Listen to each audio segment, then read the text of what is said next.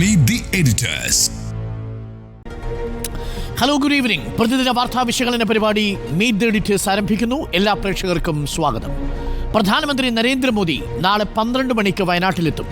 രാവിലെ 11:20 കണ്ണൂർ വിമാനത്താവളത്തിലെത്തുന്ന പ്രധാനമന്ത്രി ഹെലികോപ്റ്ററിൽ കൽപ്പറ്റയിലെത്തും. ദുരന്തഭൂമി സന്ദർശിക്കുന്ന പ്രധാനമന്ത്രി വ്യോമനിരീക്ഷണവും നടത്തും.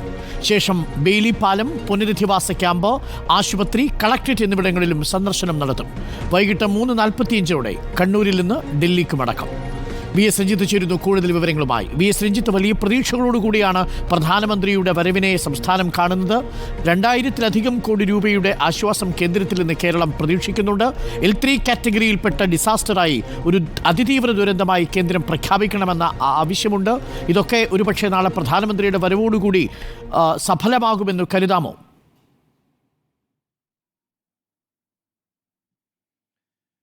ഡോക്ടർ അരുൺ, 3 മണിക്കൂർ സമയമാണ് പ്രധാനമന്ത്രി നരേന്ദ്രമോദി ഈ കൽപ്പറ്റയിലും മേപ്പാടിയിലുമായി ചിലവഴിക്കുന്നത്. 12:15 അദ്ദേഹം ഇവിടെ ആകാശ നിരീക്ഷണം നടത്തും. മുഖ്യമന്ത്രി അദ്ദേഹത്തോടൊപ്പം ഉണ്ടാവും.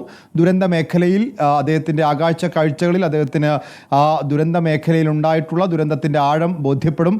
അതിനുശേഷം കൽപ്പറ്റയിലെത്തി അദ്ദേഹം നേരെ ബെയിലി പാലത്തിൻ്റെ സമീപവും വെള്ളാറമല സ്കൂളിൻ്റെ സമീപത്തുമൊക്കെ എത്തും. അവിടെ നിന്നുള്ള കാഴ്ചകളും അദ്ദേഹം കാണും.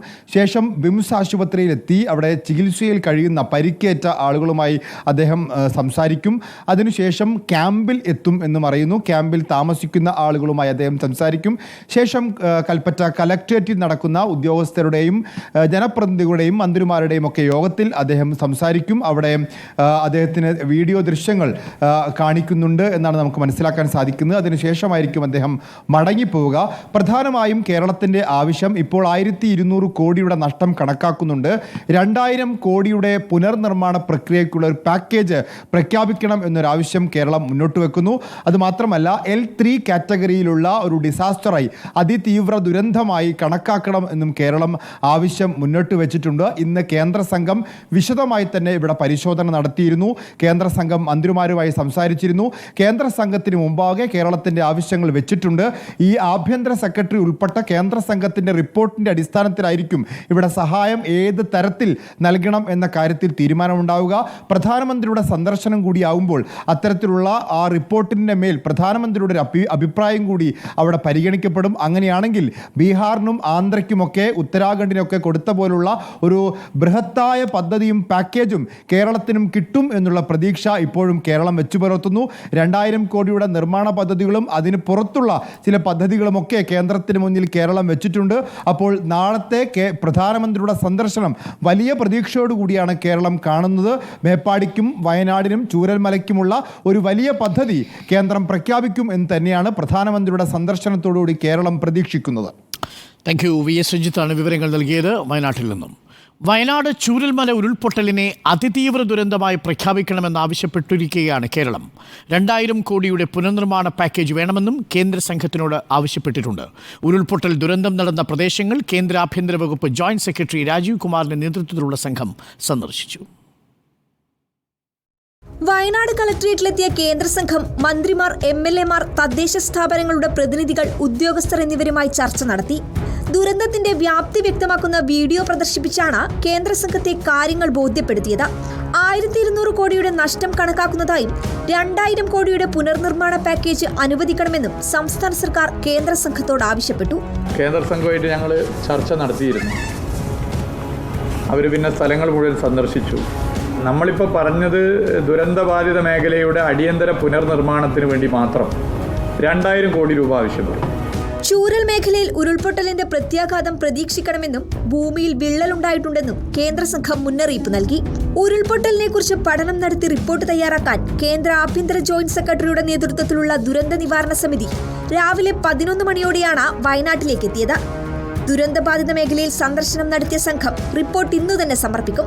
റിപ്പോർട്ടർ, വയനാട്. കേന്ദ്രം കനിയുമോ എന്നാണ് ചോദ്യം.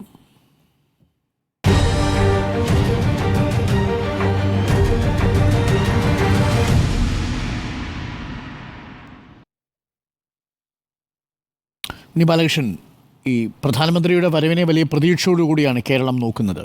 പ്രതിപക്ഷവും ഭരണപക്ഷവും ആവശ്യപ്പെടുന്നത് ചുരുങ്ങിയത് 2000 കോടിയെങ്കിലും നൽകണം എന്നാണ്. അതിനിപ്പോൾ റിയാസ് മിനിസ്റ്റർ അല്പസമയം മുമ്പ് പറഞ്ഞത് ഈ ബീഹാറിലും ഉത്തരാഖണ്ഡിലും ഹിമാചൽ പ്രദേശിലും 11,500 കോടി രൂപയുടെ ധനസഹായം നൽകി. സമാനമായ രീതിയിൽ കേരളത്തിലും ഒരു പാക്കേജ് വേണം എന്നാണ് ആവശ്യപ്പെട്ടിരിക്കുന്നത്. കനിയുമോ കേന്ദ്രം? വളരെ പ്രതീക്ഷയോടുകൂടിയാണ് നമ്മൾ മാത്രമല്ല കേരളത്തെ ജനങ്ങൾ മുഴുവൻ തന്നെയും നാളെ പ്രധാനമന്ത്രി നടത്താനിരിക്കുന്ന വയനാട് സന്ദർശനത്തെ കാണുന്നത്. കാരണം വലിയ രീതിയിലുള്ളൊരു സഹായഹസ്തം കേന്ദ്രം വെച്ച് നീട്ടേണ്ട ഒരു സമയമാണിത്. അതിന് നിർബന്ധിക്കുന്നൊരു സാഹചര്യം ഇപ്പോൾ വയനാട്ടിലുണ്ട് എന്നുള്ളതൊരു യാഥാർത്ഥ്യവുമാണ്. നമുക്കറിയാമല്ലോ, ഇപ്പോൾ സാധാരണഗതിയിൽ കേന്ദ്ര സഹായത്തിനുള്ള മാനദണ്ഡങ്ങൾ ഒരു പ്രകൃതി ദുരന്തമുണ്ടാകുമ്പോൾ അതിൻ്റെ ഇൻറ്റൻസിറ്റി എത്രയാണ്, അതിൻ്റെ മാഗ്നിറ്റ്യൂഡ് എത്രയാണ്, ഈ രണ്ട് കാര്യങ്ങളും കണക്കിലെടുത്തുകൊണ്ടാണ് യഥാർത്ഥത്തിൽ പ്രകൃതി ദുരന്തങ്ങളുമായി ബന്ധപ്പെട്ട കേന്ദ്ര സഹായം ലഭ്യമാക്കുന്നത്. അവിടെ നമുക്കിപ്പോൾ നോക്കാമല്ലോ, ഏതാണ്ട് ഈ പറയുന്ന മേപ്പാടി, ചൂരൽമല, അതേപോലെ തന്നെ മുണ്ടക്കൈ തുടങ്ങിയ പ്രദേശങ്ങളൊക്കെ ഇല്ലാതായിട്ടുണ്ട്. നമ്മുടെയൊക്കെ ഓർമ്മയിൽ തന്നെ ഇല്ലാത്തത്ര വലിയൊരു പ്രകൃതി ദുരന്തത്തിനാണ് ഇക്കുറി സാക്ഷ്യം വഹിച്ചിരിക്കുന്നത് കേരളം. അപ്പോൾ അവിടെ ഏതാണ്ട് 400ഓളം മനുഷ്യ ജീവനുകൾ ഇല്ലാതായിട്ടുണ്ട്. ഇനിയും കണ്ടെത്താൻ എത്രയോ പേരിരിക്കുന്നു. അതുമാത്രവുമല്ലല്ലോ, 1000-ന് മേൽ വീടുകൾ അവിടെ നഷ്ടമായിട്ടുണ്ട്. അതുമാത്രവുമല്ല, വീടുകൾ മാത്രവുമല്ല, അവിടുത്തെ ഈ പറയുന്ന സർക്കാർ സ്കൂളുകൾ, സർക്കാർ സ്ഥാപനങ്ങൾ, പഞ്ചായത്ത് ഓഫീസ്, വില്ലേജ് ഓഫീസ്, അംഗൻവാടികൾ, ഇങ്ങനെയൊക്കെ ആ പ്രദേശത്തുണ്ടായിരുന്ന എല്ലാ കെട്ടിടങ്ങളും നഷ്ടമായിട്ടുണ്ട്, മനുഷ്യരെ നഷ്ടമായിട്ടുണ്ട്. അപ്പോൾ അതിൻ്റെ ഇൻറ്റൻസിറ്റി, മാഗ്നിറ്റ്യൂഡ് എന്ന് പറയുന്ന ഈ രണ്ട് മാനദണ്ഡങ്ങൾ വെച്ച് നോക്കുമ്പോൾ വലിയ പ്രകൃതി ദുരന്തം എന്ന നിലയ്ക്ക് തന്നെ കേന്ദ്രവും കേരളവും കണക്കാക്കേണ്ട ഒരു കാര്യമാണ് സംഭവിച്ചിരിക്കുന്നത്. അതിൽ കേന്ദ്രത്തിനാണൊരു വലിയ സേ ഉള്ളത്. സിവിയറാണ് ഈ പറയുന്ന ദുരന്തം എന്ന കാര്യത്തിലൊരു നിലപാടിലേക്ക് കേന്ദ്രം എത്തിയാൽ ആ കേന്ദ്രത്തിന് ഒട്ടേറെ സഹായങ്ങൾ നിശ്ചയമായും ചെയ്യാൻ കഴിയും. നമുക്കറിയുന്നത് പോലെ ഏതാണ്ട് 30,000 കോടി രൂപയുടെ ബജറ്റാണ് ഈ പറയുന്ന സംസ്ഥാനങ്ങൾക്കായിട്ട് ഈ നൽകിയിരിക്കുന്നത്. ഈ സംസ്ഥാനങ്ങൾക്ക് നൽകിയിരിക്കുന്നതിൽ 75% കേന്ദ്ര സർക്കാരാണ് നൽകിയിരിക്കുന്നത്. ആ സംസ്ഥാന ഫണ്ടിന് പുറമെ ഒരു ദേശീയ ദുരന്ത മാനേജ്മെൻറ്റ് ഫണ്ട് കൂടിയുണ്ട്. അതിൻ്റെ ചെയർമാൻ എന്ന് പറയുന്നത് പ്രധാനമന്ത്രിയാണ്. അതിലേതാണ്ടൊരു 14,000 കോടി രൂപയോളമുണ്ട്. അപ്പം പ്രധാനമന്ത്രിക്ക് തന്നെ തീരുമാനമെടുക്കാവുന്ന ഒരു കാര്യമാണ്. അപ്പോൾ അവിടെ വളരെ കൈയച്ചൊരു സമീപനം പ്രധാനമന്ത്രി സ്വീകരിക്കും എന്നാണ് ഞാൻ വിചാരിക്കുന്നത്. അതിനകത്ത് സ്റ്റേറ്റിനൊരു വലിയ റോളുള്ളത് ഈ സെക്ടർ വൈസായിട്ട് എന്തൊക്കെ ഡാമേജ് ഉണ്ടാക്കിയിരിക്കുന്നു എന്ന് കണ്ടെത്തി കൃത്യമായൊരു മെമ്മോറാണ്ടം സബ്മിറ്റ് ചെയ്യേണ്ടതുണ്ട് സ്റ്റേറ്റ്. അങ്ങനെ സ്റ്റേറ്റ് സബ്മിറ്റ് ചെയ്യുമ്പോൾ അതിൻ്റെ മേളിലൊരു റിവ്യൂ കമ്മിറ്റി വെച്ച് ആ റിവ്യൂ കമ്മിറ്റിയാണ് അത്തരം കാര്യങ്ങളിൽ ബാക്കിയുള്ള കേന്ദ്ര സഹായം പ്രഖ്യാപിക്കുന്നത്. അടിയന്തരമായി ഇപ്പം നാളെ പ്രധാനമന്ത്രി വന്നൊരു സഹായം പ്രഖ്യാപിക്കുമെന്ന് ഞാൻ പ്രതീക്ഷിക്കുന്നില്ല. അത്തരത്തിൽ ചില സാങ്കേതിക കാര്യങ്ങളുണ്ട് എന്നാണ് ഞാൻ മനസ്സിലാക്കുന്നത്. എന്നാൽ ഈ പറയുന്ന സിവിയറിറ്റി ആ പ്രശ്നത്തിലുണ്ട് എന്ന് കേരളത്തിന് ബോധ്യപ്പെടുത്താൻ കഴിയും. അതിൻ്റെ കണക്കുകളാണ് ഞാൻ നേരത്തെ സൂചിപ്പിച്ച ഈ വലിയ നഷ്ടങ്ങളും അതുപോലെ തന്നെ ജീവൻ്റെ നഷ്ടവും ഒക്കെ ആയി ബന്ധപ്പെട്ടിട്ടുള്ളത്. മാത്രമല്ല, നേരത്തെ ഇപ്പോൾ അരുൺ സൂചിപ്പിച്ചതുപോലെ നമുക്കറിയാമല്ലോ, ഈ ബജറ്റിൽ 11,500 കോടി രൂപയാണ് ബീഹാറിന് കൊടുത്തത്, ബീഹാറിൻ്റെ ഫ്ലഡ് റിലീഫിന് കൊടുത്തത്. അപ്പോൾ അത്തരത്തിലുള്ള മുൻകൈകൾ കേന്ദ്ര സർക്കാർ എടുക്കുന്നുണ്ട്. കേരളത്തോട് വളരെ അനുഭാവപൂർണ്ണമായൊരു സമീപനം കേന്ദ്രം നേരത്തെ തന്നെ എടുക്കേണ്ടതുണ്ട്. കാരണം വെച്ചാൽ ഈ കേന്ദ്രവും ഈ പറയുന്ന ഒരു റിസ്ക് എക്സ്പോഷർ ഉള്ളൊരു സ്ഥലം തന്നെയാണ്. ഇപ്പോൾ പശ്ചിമഘട്ടത്തിൻ്റെ ഭാഗമായിരിക്കുന്നതുകൊണ്ട് തന്നെ പലതരത്തിലുള്ള പ്രകൃതി ഭീഷണികൾ, ദുരന്ത ഭീഷണികൾ നമ്മൾ നേരിടുന്ന ഒരു ജനതയാണ്. ഇപ്പോൾ 2015 മുതലുള്ള കണക്കെടുക്കുമ്പോൾ രാജ്യത്തുണ്ടായിട്ടുള്ള ഉരുൾപൊട്ടലുകളിൽ 60% സംഭവിച്ചിരിക്കുന്നത് കേരളത്തിലാണ് എന്നുള്ളത് ഒരു വസ്തുതയാണ്. അത് തന്നെ 3 ജില്ലകളെ കേന്ദ്രീകരിച്ചാണ് സംഭവിച്ചിരിക്കുന്നത്. എത്ര അപകടകരമാണെന്ന് നോക്കൂ. ഇടുക്കിയിൽ തന്നെ മൂന്നാർ എന്ന് പറയുന്നൊരു പ്രദേശം, വയനാട്, അതുപോലെ തന്നെ പത്തനംതിട്ട. അപ്പോൾ രാജ്യത്തുണ്ടായിട്ടുള്ള ആകെ ഉരുൾപൊട്ടലുകളിൽ കഴിഞ്ഞ 9 വർഷത്തിൻ്റെ കണക്ക് പറയുന്നത് 60% കേരളത്തിലാണ് സംഭവിക്കുന്നത് എന്നുള്ളതാണ്. അപ്പോൾ ഇതിനെയൊക്കെ നേരിടാനുള്ള ഒരു പ്രിപ്പയർഡ്നെസ്സിൻ്റെ ഭാഗമായിട്ട് കേരളത്തെ എക്വിപ്പ് ചെയ്യേണ്ടതുണ്ട്. കേരളത്തെ ഇപ്പോൾ ഈ പറയാറുണ്ടല്ലോ, ഈ പറയുന്ന അതിതീവ്ര മഴയടക്കമുള്ള കാര്യങ്ങൾ വരുമ്പോൾ അത്തരം സംഭവങ്ങൾ ഉണ്ടാകാൻ സാധ്യതയുള്ള സ്ഥലങ്ങളിൽ നേരത്തെ തന്നെ പുനരധിവാസ കേന്ദ്രങ്ങളൊക്കെ ഉണ്ടാക്കണമെന്നേ, അങ്ങോട്ടേക്ക് ആളുകളെ പെട്ടെന്ന് തന്നെ മാറ്റിപ്പാർപ്പിക്കണം, അങ്ങനെയൊക്കെയുള്ള മുൻകരുതലുകൾ എടുക്കേണ്ട ഒരു സൊസൈറ്റിയാണ് നമ്മൾ. ആ മുൻകരുതലുകൾക്ക് വേണ്ട ഫണ്ട് നൽകാൻ കേന്ദ്രത്തിന് ബാധ്യതയുണ്ട്. അത്തരം കാര്യങ്ങൾ, അത്തരം പ്രിപ്പയർഡ്നെസ് നമ്മുടെ ഭാഗത്ത് നിന്ന് ഉണ്ടാകുന്നില്ല എന്നുള്ളത് വളരെ പ്രധാനപ്പെട്ട ഒരു കാര്യമാണ്. പക്ഷേ ഇപ്പോൾ ഈ സംഭവിച്ചിരിക്കുന്ന ദുരന്തങ്ങളുടെ പശ്ചാത്തലത്തിൽ, ഈ വലിയ ദുരന്തത്തിൻ്റെ പശ്ചാത്തലത്തിൽ കേന്ദ്രത്തിന് അങ്ങനെ നിശബ്ദമായിരിക്കാൻ കഴിയുമെന്ന് ഞാൻ വിചാരിക്കുന്നില്ല. വലിയ രീതിയിൽ കേന്ദ്രം സാമ്പത്തിക സഹായം കേരളത്തിന് നൽകേണ്ട ഒരു സാഹചര്യമാണ് ഇപ്പോൾ വന്നിരിക്കുന്നത്. അതിന് സംസ്ഥാനം എടുക്കേണ്ട ഏറ്റവും വലിയ മുൻകൈ എന്ന് പറയുന്നത് അവിടെ സംഭവിച്ചിരിക്കുന്ന നഷ്ടങ്ങളെ മുഴുവൻ സെക്ടർ വൈസായിട്ട് ആ ഡാമേജുകൾ മുഴുവൻ കണ്ടെത്തി അത് കേന്ദ്രത്തെ ബോധ്യപ്പെടുത്താൻ കഴിയുന്ന രീതിയിലുള്ള ഒരു പ്രൊജക്റ്റ് സമർപ്പിക്കാൻ കഴിയും. നമ്മൾ വളരെ ഫ്ലാറ്റായിട്ട് 2,000 കോടി ഇങ്ങോട്ട് വേണം, അല്ലെങ്കിൽ 2,000 കോടിയുടെ സഹായം വേണം എന്നൊക്കെ പറയുന്നതിനപ്പുറത്ത് വളരെ ശാസ്ത്രീയമായി ചെയ്യേണ്ട ഒരുപാട് കാര്യങ്ങളുണ്ട്. പലപ്പോഴും ഈ സംസ്ഥാനങ്ങൾ, ഞാൻ ശ്രദ്ധിച്ചിട്ടുള്ള കാര്യമാണ്, ഞാൻ ഡൽഹിയിൽ മാധ്യമപ്രവർത്തനം നടത്തുന്ന കാലഘട്ടത്തിൽ ഈ കേന്ദ്ര സർക്കാരിൻ്റെ പ്രോജക്റ്റുകൾ പഠിക്കാൻ വേണ്ടിയിട്ട് ഓരോ സംസ്ഥാനവും അവരുടെ പ്രതിനിധികളെ ഡൽഹിയിലേക്ക് അയക്കും. എന്നിട്ട് ഈ ഡൽഹിയിൽ പോയിട്ട് ഓരോ മന്ത്രാലയത്തിലും സംസ്ഥാനങ്ങൾക്ക് ലഭ്യമാകാവുന്ന ഫണ്ട് എങ്ങനെയാണ് എന്നുള്ളത് പഠിച്ചതിന് ശേഷം അത് ഈ IAS ഉദ്യോഗസ്ഥരൊക്കെ തന്നെയാണ് പോകുന്നത്. ഒരു ടീമുണ്ടാവും, അവരവിടെ പോയി അവിടെ സ്റ്റേഷൻ ചെയ്തുകൊണ്ട് ഇതിൻ്റെ സാധ്യതകൾ പഠിച്ചിട്ട് അതിനകത്തൊക്കെ ആന്ധ്രാപ്രദേശൊക്കെ നല്ല മാതൃകയാണ്. അവിടെ പോയി ഇത് പഠിച്ച് അതിനനുകൂലമായിട്ട് ഈ ഫണ്ട് കിട്ടാൻ പാകത്തിലുള്ള പ്രോജക്റ്റുകൾ സബ്മിറ്റ് ചെയ്യുന്നതിനകത്തുള്ളൊരു വൈദഗ്ധ്യമുണ്ട്. ആ വൈദഗ്ധ്യം ഈ സംസ്ഥാനത്ത് നമ്മൾ കാണിച്ചിട്ടില്ല. നമുക്കിപ്പോഴും അടുത്ത കാലത്താണ് സംസ്ഥാനത്തിൻ്റെ ഒരു പ്രതിനിധി എന്ന് പറഞ്ഞിട്ട് കേരള ഹൗസിലേക്ക് ഒരാളെ വിടുന്നത്. അതിൻ്റെ രാഷ്ട്രീയമായിട്ടുള്ള ചില സമ്മർദ്ദങ്ങളും താല്പര്യങ്ങളും ഒക്കെ വെച്ചിട്ടുണ്ട്. അതിൻ്റെയൊക്കെ കാലം കഴിഞ്ഞു. ഇപ്പോൾ നമ്മൾ ഈ വളരെ പ്രോൺ ആയിട്ടുള്ള ഒരു സംസ്ഥാനമാണെന്ന് നമുക്കൊക്കെ ബോധ്യപ്പെട്ട് കഴിഞ്ഞിരിക്കുന്നു. ഏറ്റവും അപകടകരമായിട്ടുള്ള സാഹചര്യങ്ങളിൽ ജീവിക്കുന്ന ഒട്ടേറെ മനുഷ്യർ നമ്മുടെ സംസ്ഥാനത്തിൻ്റെ വിവിധ ഭാഗങ്ങളിലായിട്ടുണ്ട്. അപ്പോൾ അവരെയൊക്കെ അവരെ എന്താ പറയുക, അവരുടെ ഒരു അതിജീവനം, അവരെ നിലനിർത്തുക, അവരുടെ ജീവിത സാഹചര്യങ്ങൾ സുരക്ഷിതമാക്കുക എന്നുള്ളൊരു ഉത്തരവാദിത്വം ആത്യന്തികമായി സംസ്ഥാനത്തിനാണുള്ളത്. അതിൻ്റെ ഭാഗമായിട്ടൊരു പ്രിപ്പയർഡ്നെസ്സിലേക്ക് സംസ്ഥാനം പോകേണ്ടതുണ്ട്. ആ പ്രിപ്പയർഡ്നെസ്സിന് അനുകൂലമായ നിലപാട് കേന്ദ്രത്തിന് എടുത്തേ പറ്റും, അല്ലെങ്കിൽ അത് ഫൈറ്റ് ചെയ്യേണ്ടതുണ്ട്. അതുകൊണ്ടാണ് ഞാൻ പറയുന്നത്, ഇപ്പോൾ രാഷ്ട്രീയമായ ഒരു സമ്മർദ്ദത്തിൻ്റെ അടിസ്ഥാനത്തിലായിരിക്കാം 11,500 രൂപയുടെ 500 കോടി രൂപയുടെ പദ്ധതി ബീഹാറിന് വേണ്ടിയിട്ട് പ്രത്യേകമായിട്ട് നൽകുന്നത്. അത് തന്നെ ഉത്തരാഖണ്ഡിന് നൽകിയിട്ടുണ്ട്. മാത്രമല്ല, നിങ്ങൾ ശ്രദ്ധിച്ചാൽ മതി, ഹിമാലയവുമായി ബന്ധപ്പെട്ട എല്ലാ സ്റ്റേറ്റ്സിനും പ്രത്യേകമായ ഫണ്ടുണ്ട്, നോർത്ത് ഈസ്റ്റിന് പ്രത്യേകമായ ഫണ്ടുണ്ട്. നമ്മൾ ഈ പശ്ചിമഘട്ടവുമായി ബന്ധപ്പെട്ടിരിക്കുന്ന ഒരു സംസ്ഥാനം എന്നുള്ളതിലേക്ക് നമുക്ക് അവകാശപ്പെട്ട കുറേ കാര്യങ്ങളുണ്ട്. അത് നേടിയെടുക്കാൻ നമുക്ക് കഴിയണം. അതിനൊക്കെ ഈ അവസരം പ്രയോജനപ്പെടുത്തണമെന്നാണ് ഞാൻ പറയുന്നത്. അതുകൊണ്ട് ഞാൻ അവസാനിപ്പിക്കുമ്പോൾ ഞാൻ പ്രതീക്ഷിക്കുന്ന ഒരു കാര്യം എന്ന് പറയുന്നത്, നാളെ പ്രധാനമന്ത്രി ഈ പ്രദേശങ്ങളെല്ലാം സന്ദർശിക്കുമ്പോൾ അദ്ദേഹത്തിന് വ്യക്തമായും ഈ കാര്യം ബോധ്യപ്പെടും. അല്ലാതെ തന്നെ അദ്ദേഹത്തിന് ബോധ്യപ്പെട്ടിട്ടുണ്ടാവും ഒരു സ്റ്റേറ്റിൻ്റെ തലവനെന്നുള്ള നിലയ്ക്ക് അദ്ദേഹത്തിന് എല്ലാ ഇൻഫർമേഷനും ഉണ്ടാകും. പക്ഷേ നേരിൽ കാണുന്നതിൻ്റെ ഒരു ഇഫക്റ്റ് ഉണ്ടല്ലോ, നിശ്ചയമായും ആ ഇഫക്റ്റ് കൂടി ഒരു വലിയ റോൾ വഹിക്കും. അപ്പോൾ ആ അർത്ഥത്തിൽ നരേന്ദ്രമോദി ഈ കാര്യത്തിൽ വളരെ പോസിറ്റീവായൊരു സമീപനം സംസ്ഥാനത്തോട് സ്വീകരിക്കുമെന്നാണ് ഞാൻ പ്രതീക്ഷിക്കുന്നത്. ഒപ്പം സംസ്ഥാനം അതിൻ്റെ കൃത്യനിർവഹണത്തിൽ ഉത്തരവാദിത്വത്തോടെ പെരുമാറേണ്ട ഒരു സാഹചര്യവും കൂടിയാണ്. അങ്ങനെയാണെങ്കിൽ മാത്രമേ നമുക്ക് ഈ കേന്ദ്ര ഫണ്ട് സമയത്ത് ലഭ്യമാക്കുന്നൊരു സാഹചര്യം ഉണ്ടാക്കാനും കഴിയൂ. കേന്ദ്രം കനിയുമോ എന്നാണ് ചോദ്യം. സ്മൃതി, കേന്ദ്രം കനിയുമോ എന്ന ചോദ്യത്തിന് കേന്ദ്രം കനിയേണ്ടതുണ്ട്, കനിഞ്ഞേ പറ്റൂ എന്നുള്ളതാണ് നമ്മുടെ അവസ്ഥ എന്നുള്ളതാണ്. അപ്പോൾ കനിയുമെന്ന് തന്നെയാണ് ഇപ്പോൾ പ്രതീക്ഷ. പക്ഷേ നമ്മൾ ചോദിച്ച തുക കിട്ടുമെന്നുള്ളതാണല്ലോ ചോദ്യം. ഇപ്പോൾ ഇതിനകം തന്നെ കേരളം ഇതുവരെ നേരിടാത്തൊരു വലിയ ദുരന്തമാണ്. മരണസംഖ്യ 400-ന് അപ്പുറം കടന്നിട്ടുണ്ട്. പക്ഷേ കൃത്യമായ കണക്കുകളിലേക്ക് ഇനിയും എത്തിയിട്ടില്ല. എത്ര പേർ മരിച്ചു, എത്ര പേർ അനാഥരായി എന്നൊക്കെ കണക്കിലേക്ക് ഇനിയും എത്തിയിട്ടില്ല. അപ്പോൾ അത്രയും വലിയ സംഖ്യയാണത്. അപ്പോൾ ഇതുവരെ നമ്മളത് നന്നായി ഒരുമിച്ച് നേരിട്ടു. സൈന്യം വന്നു, വിവിധ സേനകൾ ഒരുമിച്ച് തിരച്ചിൽ നടത്തി. ഇതൊക്കെ കഴിഞ്ഞു. ഇനിയാണ് അടുത്ത ഘട്ടം. ആ ഘട്ടത്തിലേക്ക് വരുമ്പോൾ എന്താണ് എന്നുള്ളതാണ് പ്രധാന ചോദ്യമായ ഒരു വെല്ലുവിളിയായി നിൽക്കുന്നതാണ്. അപ്പോൾ എങ്ങനെയാണ് പുനരധിവാസത്തിന് കേന്ദ്രത്തിൻ്റെ സഹായം എത്ര എന്നുള്ളത്. ഇപ്പോൾ 1200 കോടിയുടെ നഷ്ടമുണ്ടായെന്നും 2000 കോടിയുടെയെങ്കിലും സഹായം നൽകണമെന്നും കേന്ദ്ര സംഘത്തോട് ഇപ്പോൾ സംസ്ഥാനം ആവശ്യപ്പെട്ടു കഴിഞ്ഞിരിക്കുന്നു. ഈ ദുരന്തത്തിൻ്റെ തുടക്കം മുതൽ, ദുരന്തമുണ്ടായ സമയം മുതൽ ഇപ്പോൾ ഈ തിരച്ചിൽ നടക്കുന്ന ഘട്ടത്തിലൊക്കെ കേന്ദ്രം ഇതുവരെ നമ്മോട് സഹകരിച്ചും നന്നായി പ്രതികരിച്ചും ഒക്കെ തന്നെയാണ് നിന്നിട്ടുള്ളത്. അത് കേരളത്തിലെ BJP നേതൃത്വമായാലും വലിയ വിവാദങ്ങളിലേക്കൊന്നും ആദ്യഘട്ടത്തിൽ പോയിട്ടില്ല. ഇപ്പോൾ ചെറിയ അപസ്വരങ്ങളൊക്കെ പറയുന്നുണ്ട്. പക്ഷേ 6 ദിവസങ്ങളൊക്കെ വളരെ സംയമനം തന്നെയാണ് പാലിച്ചിട്ടുള്ളത്. അപ്പോൾ അങ്ങോട്ടും ഇങ്ങോട്ടും മനസ്സിലാക്കുന്ന രീതിയിൽ തന്നെയാണ് ഇതുവരെ മുന്നോട്ട് പോയിട്ടുള്ളത്. പക്ഷേ നമ്മളെ സംബന്ധിച്ച് ഈ കഴിഞ്ഞ ബജറ്റിലായാലും ഈ ദുരന്തങ്ങളെ നേരിടുന്ന, പ്രകൃതി ദുരന്തങ്ങളെ നേരിടുന്നതിൽ സംസ്ഥാനങ്ങൾക്കുള്ള വിഹിതത്തിൽ ഏറ്റവും കുറഞ്ഞ വിഹിതം ലഭിച്ച സംസ്ഥാനങ്ങളൊന്നാണ് കേരളം. അന്ന് തന്നെ നമ്മളതിൽ ഒരു പരാതി പറയുകയും പ്രതികരിക്കുകയും ഒക്കെ ചെയ്തിട്ടുള്ളതാണ്. അപ്പോൾ സ്ഥിരമായി ഈ തരത്തിൽ പ്രകൃതി ദുരന്തങ്ങൾ നേരിട്ടുകൊണ്ടിരിക്കുന്ന ഒരു സംസ്ഥാനം എന്നുള്ള നിലയ്ക്ക് ആ രൂപത്തിലൊരു സഹായം ബജറ്റിലുണ്ടായിട്ടില്ല. പക്ഷേ ഈ അസാധാരണമായ ഈ ദുരന്തത്തിൽ കേന്ദ്രം കൈയയച്ച് സഹായിക്കേണ്ട ഒരു സാഹചര്യം വന്നിരിക്കുന്നു. ഇപ്പോൾ ആഭ്യന്തര വകുപ്പ് ജോയിൻറ്റ് സെക്രട്ടറി തന്നെ നേരിട്ട് കണ്ട് എല്ലാം മനസ്സിലാക്കിയിരിക്കുന്നു എന്നുള്ളൊരു വസ്തുത അവിടെ നിൽക്കുന്നു. നാളെ പ്രധാനമന്ത്രി വരുമ്പോൾ പ്രധാനമന്ത്രി ക്യാമ്പിലടക്കം പോകുന്നു. ഈ ദുരന്തമുണ്ടായ സ്ഥലങ്ങളിൽ ഹെലികോപ്റ്ററിൽ സഞ്ചരിക്കുന്നു. അപ്പോൾ ആ ദുരന്തത്തിൻ്റെ ആഘാതം നേരിട്ട് അദ്ദേഹം കാണുകയാണ്. ആളുകൾ പറയുന്നത് നേരിട്ട് കേൾക്കാൻ പോവുകയാണ്. ഇതൊക്കെ തന്നെയും ഒരു ഗുണം ചെയ്യുമെന്നുള്ള പ്രതീക്ഷയാണ് നിലവിലുള്ളത്. പക്ഷേ നമുക്ക് പ്രളയത്തിൻ്റെ ഘട്ടത്തിൽ നമുക്കറിയാം, അന്നും കേന്ദ്രമന്ത്രിമാർ ഇവിടെ വന്നിരുന്നു. വളരെ സാങ്കേതികത്വം, സാമ്പത്തിക സഹായം നൽകൽ സാങ്കേതികത്വം പറഞ്ഞുകൊണ്ട് പലപ്പോഴും ആ സഹായം പണം തിരിച്ച് ചോദിക്കുന്നതടക്കമുള്ള സംഭവങ്ങൾ ഉണ്ടായിട്ടുണ്ട്. അപ്പോൾ അത് നമുക്ക് മുന്നിലൊരു കറുത്ത ഏടായി നിൽക്കുന്നുണ്ട്. അതൊരു ആശങ്ക സൃഷ്ടിക്കുന്നുണ്ടെങ്കിലും ഇതിനെ മറ്റൊരു രൂപത്തിൽ കാണേണ്ടതുണ്ട്. ഇപ്പോൾ 2 കേന്ദ്രമന്ത്രിമാർ നമുക്കുണ്ട്. ഞാൻ മനസ്സിലാക്കുന്നത് നാളെ സുരേഷ് ഗോപി ത്രൂ ഔട്ട് പ്രധാനമന്ത്രിക്കൊപ്പമുണ്ട് ഈ സന്ദർശനത്തിലെന്നാണ് ഞാൻ മനസ്സിലാക്കുന്നത്. അപ്പോൾ ഈ സ്ഥിതിയിൽ എത്രത്തോളം സഹായം നേടിയെടുക്കാൻ സാധിക്കുമോ, അതിൽ ഇവിടുത്തെ കേന്ദ്രമന്ത്രിമാർക്ക് കൂടി അതിലൊരു പ്രധാന പങ്ക് വഹിക്കാനുണ്ട്. ഈ 2000 കോടി എന്നുള്ള കണക്ക് നേരത്തെ ഉണ്ണി ബാലകൃഷ്ണൻ ചൂണ്ടിക്കാണിച്ചതുപോലെ അത് കൃത്യമായി ഏതിലേക്കാണ് എന്ന് കൃത്യമായി രേഖപ്പെടുത്തിയിട്ടുള്ള റിപ്പോർട്ടാണ് കേരളം നൽകിയതെങ്കിൽ അതിനനുസരിച്ചുള്ള സഹായം കേന്ദ്രം നൽകേണ്ടതുണ്ട്.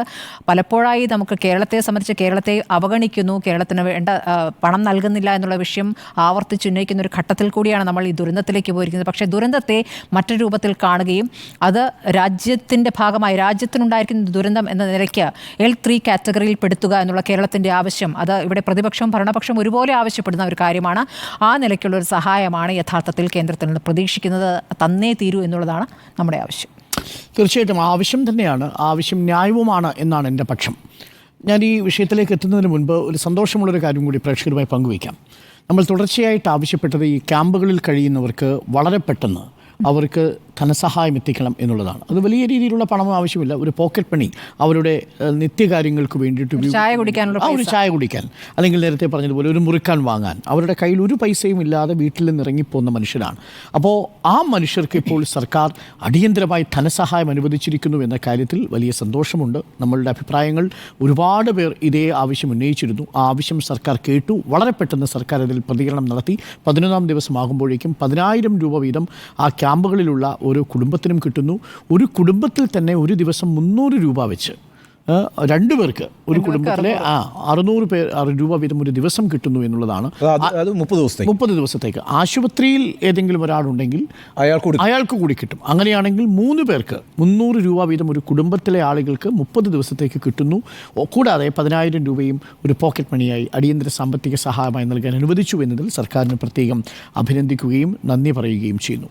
ഒപ്പം പ്രതിപക്ഷത്തെ കൂടി ഇന്ന് അഭിനന്ദിക്കേണ്ടതുണ്ട്. കാരണം ദുരന്ത നിവാരണത്തിലും ഒപ്പം തന്നെ റെസ്ക്യൂ മിഷനിലും ഇനി പുനരധിവാസത്തിലും സർക്കാരിനോടൊപ്പം തന്നെയായിരിക്കും UDF എന്ന് പ്രതിപക്ഷം പറഞ്ഞു കഴിഞ്ഞു. പ്രതിപക്ഷ നേതാവ് ഭരണപക്ഷത്തോടൊപ്പം ചേർന്ന് നിന്നുകൊണ്ട് കേന്ദ്രത്തോട് ആവശ്യപ്പെട്ടിരിക്കുന്നത് 2,000 കോടി രൂപയുടെ ധനസഹായമെങ്കിലും കേരളത്തിന് ലഭിക്കണം.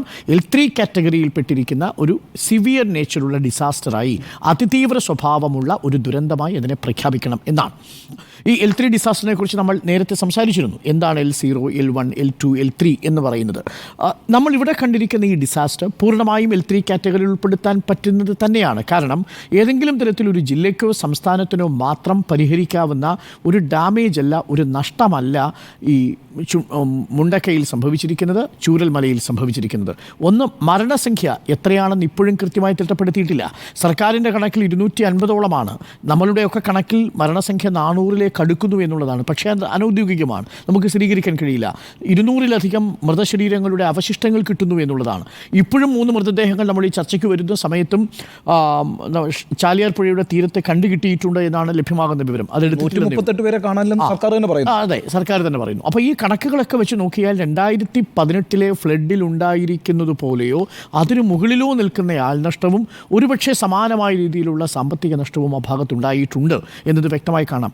3 പ്രധാനപ്പെട്ട ഗ്രാമങ്ങൾ അപ്പാടെ തുടച്ചു മാറ്റപ്പെടുകയായിരുന്നു.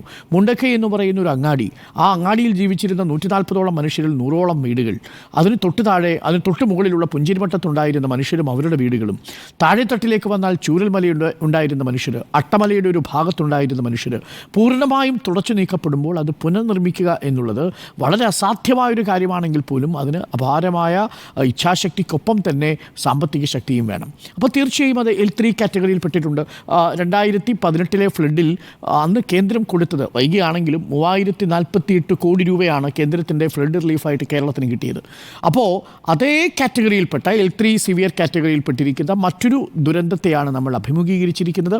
അതുകൊണ്ട് തീർച്ചയായും മിനിമം 2,000 കോടി രൂപയുടെ ഒരു പാക്കേജെങ്കിലും പ്രഖ്യാപിക്കുമെന്നാണ് കരുതുന്നത്. ബീഹാറിലെ ഫ്ലഡിൻ്റെ കാര്യത്തിൽ നേരത്തെ പറഞ്ഞതുപോലെ 11,500 കോടി രൂപ പ്രഖ്യാപിച്ചിട്ടുണ്ട്. പക്ഷേ അത് ആ ഫ്ലഡ് വളരെ സംസ്ഥാന വ്യാപകമായി അഫക്റ്റ് ചെയ്യപ്പെട്ടൊരു പ്രദേശമാണ്. പക്ഷേ ഇത് ഏതെങ്കിലും ഒരു പ്രത്യേക ജില്ലയിൽ, ഒരു ഗ്രാമത്തിൽ, ഒരു പഞ്ചായത്തിലെ 3 വാർഡുകളാണ് പൂർണ്ണമായിട്ടും തുടച്ചു നീക്കപ്പെട്ടത്. പക്ഷേ അതിൻ്റെ വ്യാപ്തി വളരെ വലുതാണ്. പ്രദേശം ചെറുതാണെങ്കിലും അതിൻ്റെ വ്യാപ്തി കൂടുതലാണ്. നമ്മൾ സാധാരണ പറയാറുണ്ട്, ഉത്തരാഖണ്ഡിൽ ഒരു വലിയ ഭൂചലനം ഉണ്ടാകുമ്പോഴോ മണ്ണിടിച്ചിലുണ്ടാകുമ്പോഴോ ക്ലൗഡ് ബസ്റ്റ് ഉണ്ടാകുമ്പോഴോ ഉള്ള മരണസംഖ്യയേക്കാൾ കൂടുതൽ ഇത്തരം സ്ഥലങ്ങളിൽ ഉണ്ടാകുന്നതിൻ്റെ കാരണം ഈ ഹിൽ ഏരിയകളിലുള്ള ഡെൻസിറ്റിയാണ്. നമ്മൾക്ക് മറ്റ് സംസ്ഥാനങ്ങളിൽ പശ്ചിമഘട്ടത്തിൻ്റെ ഹിമാലയത്തിൻ്റെ താഴ്വരകളിലുള്ളതുപോലെയല്ല പശ്ചിമഘട്ടത്തിലുള്ള ജനവാസം എന്ന് പറയുന്നത്. തികച്ചും രണ്ടാണ്. അതുകൊണ്ട് ഇവിടെ ഒരു ചെറിയ ചലനം ഉണ്ടായാൽ പോലും അത് സാധാരണ ജീവിതത്തെ ബാധിക്കും. ഒരർത്ഥത്തിൽ പറഞ്ഞാൽ ഒരു ഡിസാസ്റ്റർ ഡിസ്ട്രിക്റ്റായി വയനാടും ഒരു ഡിസാസ്റ്റർ സ്റ്റേറ്റായി കേരളവും മാറിക്കഴിഞ്ഞിരിക്കുന്നു. ഇനി എല്ലിന പ്രതിഭാസം വരാൻ പോവുകയാണ് ഈ മാസം അവസാനത്തോടു കൂടി. അവിടെ ഈ ഡെത്തോൾ തന്നെയാണ് ഏറ്റവും പ്രധാനം. ഈ പറയുന്ന ഒരു കാര്യം ഞാൻ പറഞ്ഞേക്കാം. ഈ പറഞ്ഞ ഒഡീഷയിൽ 2019 ഒരു വലിയ സൈക്ലോൺ ഉണ്ടായിരുന്നു. അതെ. സൈക്ലോൺ ഫാനി എന്നാണ് നമ്മൾ വിളിച്ചിരുന്നത് 2019. മരണം ചെറിയ സംഖ്യയുള്ളൂ, 17-18 ആളുകളെ മരിച്ചിട്ടുള്ളൂ. പക്ഷേ 11ഓളം ജില്ലകൾ തകർന്നു. അപ്പോൾ അതിൻ്റെ ഭാഗമായിട്ട് വലിയൊരു പാക്കേജാണ് അന്ന് ഒഡീഷയ്ക്ക് കൊടുത്തത്. 3338 കോടി രൂപയാണ് അന്ന് ഒഡീഷയ്ക്ക് പ്രഖ്യാപിച്ചത്. അത് ഇതിൻ്റെ ഒരു ഇൻറ്റൻസിറ്റി വെച്ചിട്ടാണ്. പക്ഷേ ഇവിടെ ഈ അരുൺ പറഞ്ഞ കണക്ക് 3 വാർഡേ ഉള്ളൂ, പക്ഷേ ഡെത്തോൾ എത്രയാണ്? 400 and above അല്ലേ? അതേപോലെ നഷ്ടം എത്ര വീടുകളാണ്? 1500ഓളം വീടുകൾ ഇല്ലാതായിരിക്കുന്നു, മറ്റ് സർക്കാർ സ്ഥാപനങ്ങളും സംവിധാനങ്ങളും എല്ലാം ഇല്ലാതായിരിക്കും. അപ്പോൾ അതുകൊണ്ട് അതിൻ്റെ ഇൻറ്റൻസിറ്റിയും മാഗ്നിറ്റ്യൂഡും വലുത് തന്നെയാണ്. എക്സാക്ട്ലി അത് തന്നെയാണ്. L3 കാറ്റഗറിയിൽ പെടാൻ എന്തുകൊണ്ടും അർഹമായിട്ടുള്ള ഒരു സിവിയർ ഡിസാസ്റ്ററാണ് സംഭവിച്ചിരിക്കുന്നത് എന്ന് നമുക്കതിന് ഡെത്ത് ടോൾ വെച്ച് പറയാം. അവിടെ സംഭവിച്ചിരിക്കുന്ന സ്ഥാവര ജംഗമ വസ്തുക്കളുടെ നഷ്ടം കൊണ്ട് നമുക്ക് പറയാം, സർക്കാർ സ്ഥാപനങ്ങളുടെ നഷ്ടം കൊണ്ട് പറയാം, അവിടുത്തെ പാലം തകർന്നു പോയത്, ആ പുഴ മാറി ഒഴുകിയത്, വസ്തു പോയത്, ഭൂമി പോയത്, ഈ കണക്കുകളെല്ലാം നമ്മൾ എടുത്തു നോക്കിയാൽ തീർച്ചയായും അത് L3 കാറ്റഗറിയിൽ തന്നെയാണ്. സർക്കാരിൻ്റെ പൂർണ്ണമായിട്ടുള്ള പിന്തുണ ഈ ഘട്ടത്തിൽ ഉണ്ടാവേണ്ടതുണ്ട്. ഇതാണ് ഒന്ന്. രണ്ടാമത്തെ ഒരു കാര്യം, ഇനി നമ്മൾ ഈ ചർച്ചകളൊക്കെ നടക്കുമ്പോൾ പുതുതായി പല ആശയങ്ങളും ഈ എക്സ്പേർട്സ് പറയാറുണ്ടല്ലോ. ഇന്നിപ്പോൾ ഒരു പ്രകമ്പനം അവിടെ ഉണ്ടായി. ആ പ്രകമ്പനം ഉണ്ടായത് എങ്ങനെയാണ് നമ്മൾ തിരിച്ചറിഞ്ഞത്? ശബ്ദം കേട്ടിട്ടാണ്.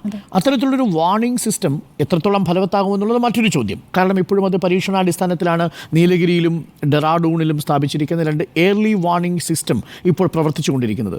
ഇപ്രകാരം ചെറിയ പ്രകമ്പനങ്ങളുടെ പോലും മുന്നറിയിപ്പുകൾ നൽകാൻ ശേഷിയുള്ള എയർലി വാർണിംഗ് സിസ്റ്റം ഓപ്പറേഷണൽ അടിസ്ഥാനത്തിലെങ്കിലും ഈ മേഖലയിൽ സ്ഥാപിക്കേണ്ടത് ആവശ്യമായി കഴിഞ്ഞു. കാരണം ഈ മേഖലകളെല്ലാം തന്നെ ലാൻഡ്സ്ലൈഡ് അറ്റ്ലസ് ഓഫ് ഇന്ത്യയുടെ കാറ്റഗറിയിൽ നമ്മൾ പെടുത്തിക്കഴിയുകയാണെങ്കിൽ ഈ പ്രദേശങ്ങളെല്ലാം ഈ സീസ്മിക് സോണായിട്ട് മാറുന്നത്. സീസ്മിക് സോണുമാണ്, ലാൻഡ്സ്ലൈഡ് സോണുമാണ്. അതുകൊണ്ട് ഈ മേഖലകളിൽ ഒരു എയർലി വാർണിംഗ് സിസ്റ്റം നടപ്പിലാക്കുന്നതിന് ജിയോളജിക്കൽ സർവേ ഓഫ് ഇന്ത്യയുടെ സംസ്ഥാന സർക്കാർ ആവശ്യപ്പെടണം. അത് പരീക്ഷണാടിസ്ഥാനത്തിൽ അത് ഓരോ പ്രദേശത്തിന് സ്പെസിഫിക് ആയിട്ടാണ് അതിനെ കസ്റ്റമൈസ് ചെയ്യേണ്ടത്. കാരണം അവിടുത്തുള്ള അതിതീവ്ര മഴ, അതിൽ മണ്ണ് വെള്ളം ശേഖരിക്കാനുള്ള ശേഷി, ഈ പാറയുടെ ചലനം, കുന്നിൻ്റെ ചെരിവ്, ഇതൊക്കെ ഓരോ പ്രദേശത്തും വ്യത്യസ്തമായിരിക്കും. അങ്ങനെ വ്യത്യാസപ്പെട്ടിരിക്കുന്ന തരത്തിലുള്ള ഒരു എയർലി വാർണിംഗ് സിസ്റ്റം നമുക്ക് ഈ മേഖലകളിലൊക്കെ സ്ഥാപിക്കേണ്ടതുണ്ട്. അതല്ലെങ്കിൽ ഇങ്ങനെ ശബ്ദം കേൾക്കും, ആളുകൾ ഇറങ്ങി ഓടും, കുട്ടികൾ പാനിക്കാവും. നിരന്തരം ഒരു ഭീതിയുടെ മുഖത്ത് നമുക്ക് കഴിയുക സാധ്യമല്ല എന്നുള്ളതാണ് ഞാൻ മനസ്സിലാക്കുന്നത്. അതുകൊണ്ട് ഈ ദുരന്ത നിവാരണത്തോടൊപ്പം പുനരധിവാസത്തോടൊപ്പം നമ്മൾ ആലോചിക്കേണ്ട ഏറ്റവും പ്രധാനപ്പെട്ട കാര്യങ്ങളിലൊന്ന് ഈ പറയുന്നതാണ്. ഇനി ഒരു ഭാഗം കൂടി, ഞാൻ ഒരുപാട് സഹായങ്ങൾ നമുക്ക് വരുന്നുണ്ടല്ലോ. ഇതിലൊരു കവിത ഇന്നിപ്പോൾ സോഷ്യൽ മീഡിയയിൽ വളരെ വൈറലായിട്ടുണ്ട്. ഒരു LP സ്കൂളിൽ പഠിക്കുന്ന കുട്ടി എഴുതിയിരിക്കുന്ന ഒരു കവിതയാണ്. ആ കുട്ടിയുടെ പേര് നിർവേദ് പ്രശാന്ത് എന്നാണ്. ആ കുട്ടി എഴുതിയിരിക്കുന്ന കവിതയുടെ ഒരു ഭാഗം ഇങ്ങനെയാണ്: മുണ്ടക്കൈയിൽ ഉരുളും പൊട്ടി കണ്ടവരെല്ലാം ഓടിപ്പോയി, കുഞ്ഞിപ്പെണ്ണിനു വീടും പോയി, കഞ്ഞി കുടിക്കണ കലവും പോയി, മേളം കേൾക്കണ കാവും പോയി, ശിവക്ഷേത്രം മേളത്തറയും ഒഴുകിപ്പോയി, നാടും നഗരവും ഞെട്ടിവിറച്ചു, ഉറ്റവരെല്ലാം നഷ്ടപ്പെട്ടവർ ഒറ്റയ്ക്കായതുപോലെ കരഞ്ഞു, മലയാളികളുടെ വീര്യം കാത്ത് നഷ്ടപ്പെട്ടത് നേടിയെടുക്കാൻ ഇഷ്ടപ്പെട്ടവർ ഒപ്പം ചേർന്നു. എന്നിട്ട് അവസാനത്തെ 2 വരി വളരെ പ്രധാനപ്പെട്ടതാണ്. നാളെ പ്രധാനമന്ത്രി സന്ദർശിക്കാൻ എത്തുമ്പോൾ പ്രധാനമന്ത്രിയോട് കേരളം പറയുന്നത് ഈ LP സ്കൂളിൽ പഠിക്കുന്ന 3ാം ക്ലാസ് വിദ്യാർത്ഥിനിയായ നിർവേദ് പ്രശാന്ത് പറയുന്നത് പോലെയാണ്: നമ്മുടെ നാട്ടിൽ വേദനയെല്ലാം നമ്മുടേതാണെന്ന് ഓർക്കുക നാം എന്നത് മാത്രമാണ് നമുക്കും പ്രധാനമന്ത്രിയോട് പറയാനുള്ളത്. ഇത് പ്രധാനമന്ത്രി കേൾക്കും എന്ന് തന്നെയാണ്. കാരണം നേരത്തെ ഉണ്ണി ബാലകൃഷ്ണൻ പറഞ്ഞതുപോലെ നാഷണൽ ഡിസാസ്റ്റർ മാനേജ്മെൻറ്റ് ഫണ്ട് അതിൻ്റെ അധ്യക്ഷൻ എന്ന് പറയുന്നത് പ്രധാനമന്ത്രിയാണ്. അത് പ്രധാനമന്ത്രിക്ക് ഈ പ്രപ്പോസലിൻ്റെ അടിസ്ഥാനത്തിൽ, അതിൻ്റെ യുക്തിയുടെ അടിസ്ഥാനത്തിൽ, കണക്കുകളുടെയും മാനദണ്ഡങ്ങളുടെയും അടിസ്ഥാനത്തിൽ പ്രധാനമന്ത്രിക്ക് മറ്റാരുമായും കൂടിയാലോചിക്കാതെ പ്രഖ്യാപിക്കാൻ കഴിയും എന്നുള്ളതാണ്. അപ്പോൾ നാളെ അത് കൽപ്പറ്റയിലെ പ്രസൻറ്റേഷന് ശേഷം നേരിട്ട് കണ്ട കാഴ്ചകൾ പ്രധാനമന്ത്രിയുടെ മനസ്സിൽ തൊടും എന്ന് തന്നെയാണ് നമ്മൾ പ്രതീക്ഷിക്കുന്നത്. കേരളം പ്രതീക്ഷിക്കുന്നത് ഒരു വലിയ പാക്കേജാണ്. ഈ ഉയർപ്പിന് അത്ര വലിയ ചെലവുണ്ട് എന്ന് മനസ്സിലാക്കുക. കേന്ദ്രം കനിയുമോ എന്നാണ് ചോദ്യം. ആൻഡ്രോ ഗസ്റ്റ്. അരുൺ, ഇന്ത്യ കണ്ടതിൽ വെച്ച് ഏറ്റവും വലിയ ദുരന്തങ്ങളിൽ ഒന്നായിരിക്കും വയനാട് നേരിട്ടതെന്നുള്ളത് നമുക്കെല്ലാവർക്കും അറിയാവുന്ന കാര്യമാണ്. ആ സ്ഥലത്തേക്ക് പ്രധാനമന്ത്രി വരുന്ന സമയത്ത് വലിയ ഒരു പ്രതീക്ഷയാണ് നമ്മുടെ മുന്നിലൊക്കെ ഉള്ളത്. കാരണം നാളെ സുരേഷ് ഗോപി അദ്ദേഹത്തിന്, ഞാൻ ഇന്ന് രാവിലെ അദ്ദേഹത്തോട് സംസാരിച്ചിരുന്നു. അപ്പോൾ അദ്ദേഹം പറഞ്ഞത് ഏരിയൽ സർവേ അടക്കമുള്ള എല്ലാ സംവിധാനങ്ങളും അതിൻ്റെ ഭാഗമായിട്ടുണ്ടാകും എന്നുള്ളതാണ്. അപ്പം നരേന്ദ്രമോദി വരുന്ന സമയത്ത് ശരിക്കും എനിക്ക് ആദ്യമായിട്ടാണ് വയനാട് നരേന്ദ്രമോദി കാണാൻ പോകുന്നതാണ്. കാരണം മലനിരകളാൽ ചുറ്റപ്പെട്ട ഒരു പ്രദേശമാണ് വയനാട് എന്നുള്ളതുകൊണ്ട് അവിടെ ഈ പുനരധിവാസം എന്ന് പറയുന്നത് ഈ ലാൻഡ് സ്ലൈഡ് ഉണ്ടാവാൻ പറ്റിയ സ്ഥലങ്ങളിലെ ജനങ്ങളെ എല്ലാം മാറ്റിപ്പാർപ്പിക്കണം എന്നാണല്ലോ കേന്ദ്രം പറഞ്ഞുകൊണ്ടിരിക്കുന്നത്. എനിക്കൊന്ന് ഈ സംഭവം നടന്ന ഉടനെ തന്നെ പറഞ്ഞത് 14,000, ഈ കേരളത്തിൽ തന്നെ 14,000-ഓളം കുടുംബങ്ങളെ മാറ്റിപ്പാർപ്പിക്കണമെന്നാണ് അമിത്ഷാ പറഞ്ഞതെന്ന് എനിക്ക് തോന്നുന്നു. അപ്പോൾ അങ്ങനെയുള്ള സംവിധാനത്തിൻ്റെ അകത്ത് ഈ പറയുന്ന ഒരു സംഭവത്തിൻ്റെ പശ്ചാത്തലത്തിൽ അതിനനുസരിച്ചുള്ള ഒരു പാക്കേജ് കേരളം ആവശ്യപ്പെടുകയും അതിനനുസരിച്ചുള്ള ഒരു പാക്കേജ് കേന്ദ്രം തരണം എന്നുള്ളതാണ്. കാരണം അടുത്ത കാലങ്ങളിലായി ഫ്ലഡിൻ്റെ കാരണത്തിലായാലും അടുത്ത കാലങ്ങളായി ഒത്തിരി ഡിസാസ്റ്റർ നമ്മൾ കേരളം അനുഭവിച്ചുകൊണ്ടിരിക്കുകയാണല്ലോ. അപ്പോൾ ആ ലെവലിലേക്കുള്ള ഒരു വലിയൊരു പാക്കേജ് കേന്ദ്രത്തിൻ്റെ ഭാഗത്തുനിന്ന് ഉണ്ടാവും എന്നുള്ള കാര്യത്തിൽ ഒരു സംശയമില്ല. ഈ 14,000 വീണ്ടും തന്നില്ലെങ്കിലും ഈ 1,200 കോടി എന്നുള്ളതാണ് ഇപ്പോൾ നമ്മുടെ കേരളം പറഞ്ഞിട്ടുള്ളത്. അപ്പോൾ അതിനകത്ത് 2,000 കോടിയെങ്കിലും പിന്നെ ഈ പുനരധിവാസത്തിനും മറ്റുള്ള സംവിധാനത്തിനുമായിട്ടുള്ള ഫണ്ട് വേണമെന്നാണല്ലോ ഇപ്പോൾ നമ്മൾ കേന്ദ്രത്തോട് ആവശ്യപ്പെട്ടിട്ടുള്ളത്. അപ്പോൾ അതിനനുസരിച്ചിട്ടുള്ള ഒരു പാക്കേജ് നരേന്ദ്രമോദി ഈ വിസിറ്റ് കഴിഞ്ഞതിന് ശേഷം കളക്ട്രേറ്റിൽ ഒരു മീറ്റിംഗ് വെച്ചിട്ടുണ്ടല്ലോ. അപ്പോൾ അതിൻ്റെ അകത്ത് ഡീറ്റെയിൽഡായി അതിനെക്കുറിച്ച് ചർച്ച ചെയ്യും. അപ്പോൾ ഉണ്ണിബാലകൃഷ്ണൻ പറഞ്ഞ പോലെ അപ്പം അതിനെക്കുറിച്ച് പറഞ്ഞില്ലെങ്കിലും ഡൽഹിയിൽ തിരിച്ചെത്തിയതിന് ശേഷം ഒരു പാക്കേജ് പ്രഖ്യാപിക്കുമെന്നാണ് നമ്മൾ പ്രതീക്ഷിക്കുന്നത്. ഒരു പരിധിവരെ നമ്മൾ പറഞ്ഞിരിക്കുന്നത് 1,200 കോടി 1,200 നഷ്ടം സംഭവിച്ചിട്ടുണ്ട്. 2,000 കോടി നമുക്ക് വേണം എന്നാണ് നമ്മൾ പറഞ്ഞിരിക്കുന്നത്. സാർ ഇതിനകത്തൊരു കാര്യം ചെയ്യാം, ഒറ്റ കാര്യം. ഈ സൈക്ലോൺ ഫാനിയുടെ കാര്യം ഞാൻ പറഞ്ഞല്ലോ, ഒഡീഷയിൽ 2019 സംഭവിച്ചത്. ഒഡീഷ സർക്കാർ ആവശ്യപ്പെട്ടത് എത്രയാണെന്നറിയാമോ?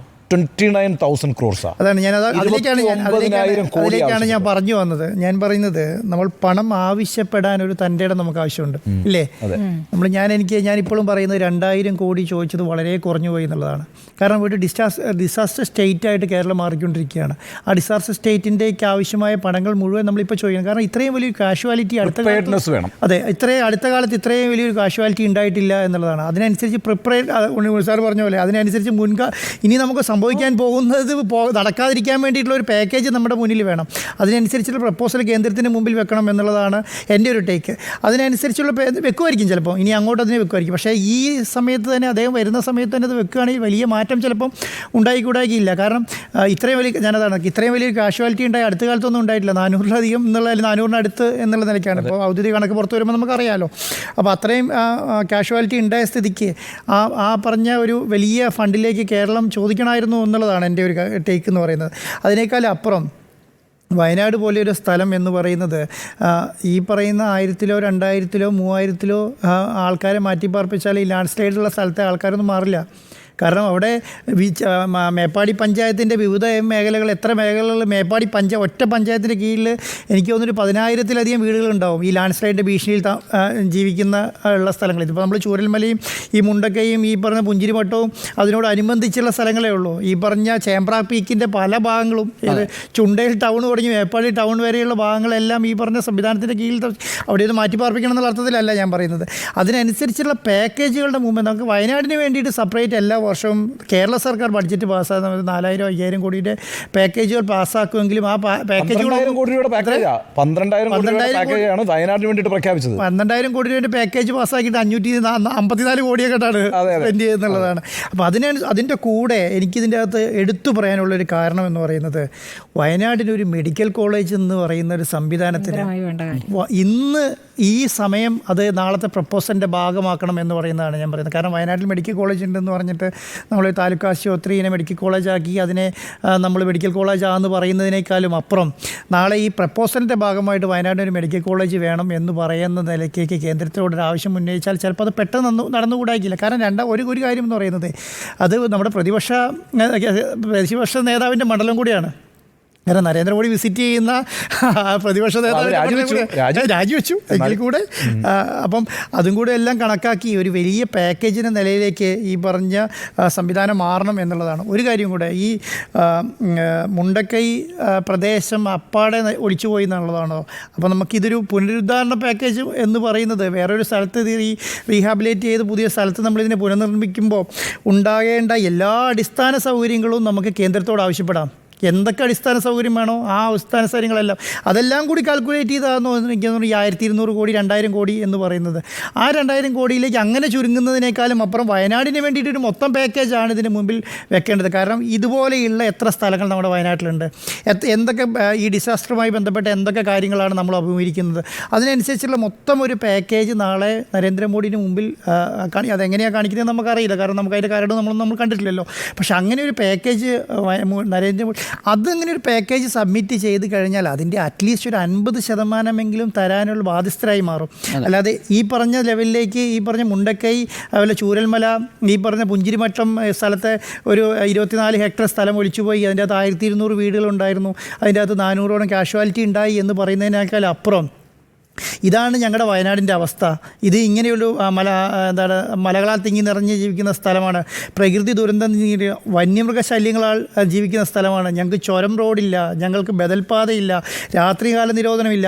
ഞാൻ പറയുന്നത് വയനാടിനെക്കുറിച്ച് എന്തൊക്കെ പറയാനുണ്ടോ അതെല്ലാം നാളത്തെ പ്രപ്പോസൽ വേണം. നമുക്ക് രാത്രികാല നിരോധനം എന്ന് പറയുന്നൊരു സംവിധാനമുണ്ട്. രാത്രികാലം എന്ന് പറഞ്ഞാൽ നമുക്ക് രാത്രി വയനാട്ടിനെ സംബന്ധിച്ചിടത്തോളം ചുരം ഇറങ്ങി ഒരു ചുരത്തിലൊരു വണ്ടി ബ്ലോക്കായി, അതോടുകൂടി നമ്മൾ വയനാട് പൂട്ടി എന്നുള്ളതാണ്. നമ്മൾ വീട് പൂട്ടി പുറത്തിറങ്ങുന്ന പോലെയാണ്. ഒരു ജില്ലേനെ പൂട്ടി നമ്മൾ പുറത്തിറങ്ങും. ഒരു 2 ചുരം ബ്ലോക്കായിട്ടുണ്ടെങ്കിൽ വയനാട് ജില്ല കുടുങ്ങി എന്നുള്ളതാണ്.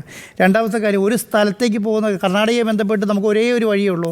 അതിപ്പോൾ രണ്ടാമതൊരു വഴിയോട് തുറന്നുണ്ട്. എങ്കിൽ കൂടെ വളരെ എളുപ്പത്തിൽ പോകാൻ പറ്റുന്ന ഗുണ്ടിൽപേട്ട വഴിയുള്ള റോഡ് നമുക്ക് രാത്രികാല നിരോധനത്തിൽപ്പെട്ട് കിടക്കുകയാണ്.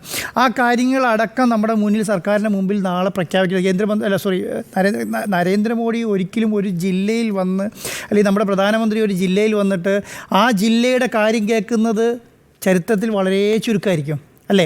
ഒരു സംസ്ഥാനത്ത് വന്നിട്ട് ആ ജില്ലയിൽ നിങ്ങൾക്ക് എന്താണ് സംഭവിച്ചത്, എങ്ങനെയാണ് സംഭവിച്ചത്, എന്താണ് ഇനി സംഭവിക്കാൻ പോകുന്നത്, അല്ലെങ്കിൽ എന്താണ് ഡിസാസ്റ്ററുമായി ബന്ധപ്പെട്ട കാര്യങ്ങൾ എന്ന് ചോദിക്കുന്ന ഒരു സംവിധാനമായിരിക്കും. അപ്പോൾ അങ്ങനെ ഒരു പ്രൊജക്റ്റ് എത്രയും പെട്ടെന്ന് തയ്യാറാക്കണം എന്നുള്ളത്. ഏതെങ്കിലും കാരണവശാൽ അത് സർക്കാരിൻ്റെ ഭാഗത്ത് ഇപ്പോൾ ഇങ്ങനെ ഒരു പ്രൊജക്റ്റ് ഇല്ലെങ്കിൽ ഇന്ന് രാത്രിയെങ്കിൽ കൂടി ഇരുന്നിട്ട് ഇന്ന് രാത്രി 10ഓ 15ഓ ഉദ്യോഗസ്ഥന്മാരെ ഇരുത്തിയിട്ടാണെങ്കിലും വേണ്ടില്ല അങ്ങനെ ഒരു പ്രൊജക്റ്റ് സബ്മിറ്റ് ചെയ്ത് അതൊരു വലിയ പാക്കേജായി നരേന്ദ്രമോദി അല്ലെങ്കിൽ നമ്മുടെ പ്രധാനമന്ത്രിയുടെ മുമ്പിലേക്ക് വെക്കുമ്പോൾ അതിലുണ്ടാക്കുന്ന ഒരു ഇമ്പാക്റ്റ് നമുക്ക് ചോദിക്കാൻ പറ്റും. ഞങ്ങൾ അന്ന് ചോദിച്ചിരുന്നു. ഞങ്ങൾക്ക് കഴിഞ്ഞ പ്രാവശ്യം ഞങ്ങൾ അങ്ങ് പിന്നെ ഞങ്ങളുടെ കളക്ട്രേറ്റിൽ വന്ന് സംസാരിച്ചപ്പോൾ ഞങ്ങൾ ചോദിച്ചിരുന്നു, ഇങ്ങനെ ഒരു ലാൻഡ് സ്ലൈഡ് ഉണ്ടാക്കി ഭാവിയിൽ ഉണ്ടായാൽ നമുക്ക് ചോദിക്കാൻ പറ്റണം. വയനാട് പോലൊരു സ്ഥലത്ത് ഭാവിയിൽ ഉണ്ടായാൽ നമുക്ക് ചോദിക്കാൻ പറ്റണം. വയനാട്ടുകാർ അനുഭവിക്കുന്ന ഏക ഒരു പ്രശ്നം എന്താണെന്നറിയോ? ഒന്ന് പറഞ്ഞ് രണ്ടാമത് കോഴിക്കോടാണ്. അപ്പോൾ കോഴിക്കോട് കൊണ്ടുപോകുക എന്ന് പറഞ്ഞാൽ എന്തോ സീരിയസ് ആയ ആൾക്കാരെ കൊണ്ടുപോകുമെന്ന് പറയുന്നതാണ്. ഞാൻ പറയുന്നത് ഇപ്പം നമുക്കൊരു അസുഖം വന്നു പെട്ടെന്ന് വന്നു, അപ്പോൾ പെട്ടെന്ന് കോഴിക്കോടേക്ക് കൊണ്ടുപോയി എന്ന് പറഞ്ഞാൽ ഏകദേശം അദ്ദേഹത്തിന് അത്ര സീരിയസ്നെസ്, കാരണം മെഡിക്കൽ കോളേജിൽ കൊണ്ടുപോയതൊന്നും പറയണ്ട, കോഴിക്കോടേക്ക് കൊണ്ടുപോയാൽ മതി എന്ന് പറയാം. അപ്പോൾ കോഴിക്കോടേക്ക് കൊണ്ടുപോകുന്നത് മാറി വയനാട്ടിലേക്ക് നിർത്തുക എന്ന് പറയുന്ന ഒരു ആരോഗ്യ മേഖലയുമായി ബന്ധപ്പെട്ട, പിന്നെ അതിനേക്കാൾ വലിയൊരു കാര്യമുണ്ടല്ലോ, നമുക്ക് ഈ പറഞ്ഞ പിന്നോക്ക വിഭാഗങ്ങൾ തിങ്ങിപ്പാർക്കുന്ന ഒരു സ്ഥലമാണ് വയനാട്. ആദിവാസി പിന്നോക്ക, അതുപോലെ തന്നെ ദളിത് വിഭാഗങ്ങൾ തിങ്ങിപ്പാർക്കുന്ന ഒരു സ്ഥലമാണ് വയനാട്. അവർക്ക് വേണ്ട പാക്കേജുകൾ, അതിനേക്കാളും അപ്പുറം നമ്മൾ മുൻകൈ എടുത്ത് പറയേണ്ട പ്രധാനമന്ത്രിയോട് പറയേണ്ട കാര്യം വന്യമൃഗവുമായി ബന്ധപ്പെട്ട ഒരു സംവിധാനമാണ്. വന്യമൃഗശല്യങ്ങൾ കേരളത്തിൽ ഏറ്റവും കൂടുതൽ വന്യമൃഗശല്യം, എത്ര മരണമാണ് നമ്മൾ തന്നെ ഈ റിപ്പോർട്ടർ ചാനൽ തുടങ്ങി ഒരു വർഷത്തിനുള്ളിൽ എത്ര എണ്ണമാണ് നമ്മൾ, എത്ര സമരങ്ങൾ കണ്ടു, എത്ര വന്യമൃഗശല്യങ്ങളുമായി ബന്ധപ്പെട്ട കാര്യങ്ങളും.